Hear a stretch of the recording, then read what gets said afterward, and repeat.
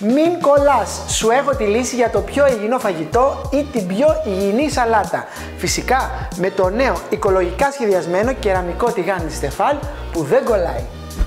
Όσο κόβω τα ντοματίνια, ανάβω το μάτι μου να ζεσταθεί το νέο κεραμικό τηγάνι. Το θερμοσινιάλ μου δείχνει την ιδανική θερμοκρασία και τώρα είμαι έτοιμος να βάλω μέσα τα ντοματίνια.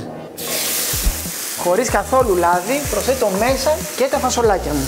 Φασολάκια και ντοματίνια είναι έτοιμα και δεν έχει κολλήσει τίποτα.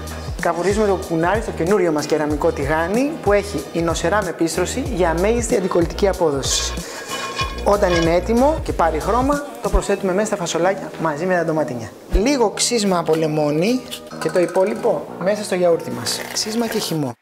Και μπόλικα μυρωδικά ψιλοκομμένα. Μισά μέσα στο γιαούρτι, μισά μέσα στα φασολάκια. Ανακατεύετε καλά το γιαούρτι και με 2 κουτάλια τα φασολάκια, τα ντοματίνια, το κουκουνάρι και τα μυρωδικά.